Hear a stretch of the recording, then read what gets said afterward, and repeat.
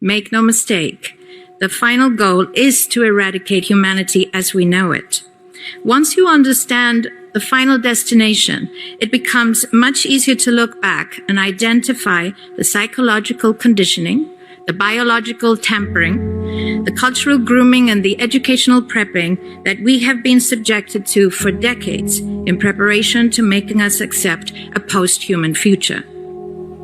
It takes a lot of physical and psychological abuse to get an intelligent species like ours to agree to its own extinction. Most, if not all, that has transcended in the last 60 years was designed to get us closer to accepting such a dystopian reality. Whether you care to accept it or not, we live in a hyper-controlled matrix where our perception of reality is meticulously planned, managed, and executed in order to control and steer us in whichever direction they wish. And the direction is a post-human world. For this, they first needed to destabilize, dehumanize, and demoralize humanity through every means possible.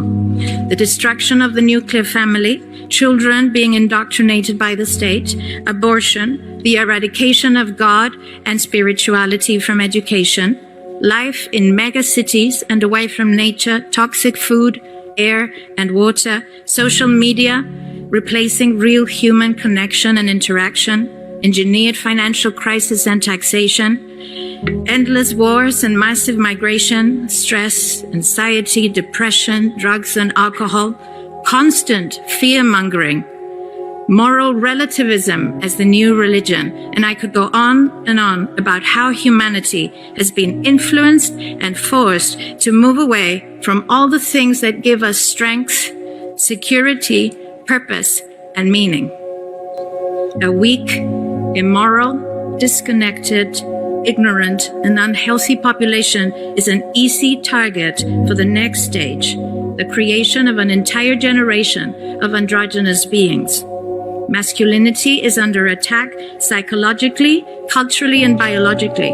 Women are being replaced in sports, entertainment, and politics by men pretending to be women. And children are being indoctrinated at school to think that gender is a choice. The transgender movement is not a grassroots movement. It comes from the top. It has nothing to do with people's freedom of expression, sexuality, or civil rights.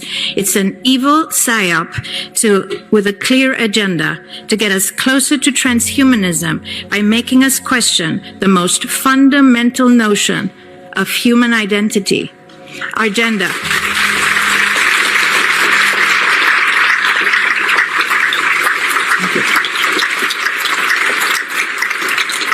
If you don't know who you are, if you already identify as a hybrid between a man and a woman, you will be easily convinced to become a hybrid between human and machine. Gender ideology is the 2 + 2 = 5 from George Orwell's 1984 dystopian novel. It's the final test to see whether we will follow the most absurd party line towards our own extinction. But 2 + 2 = 4. And no matter how you choose to dress, call yourself, or change your physique, will not change that.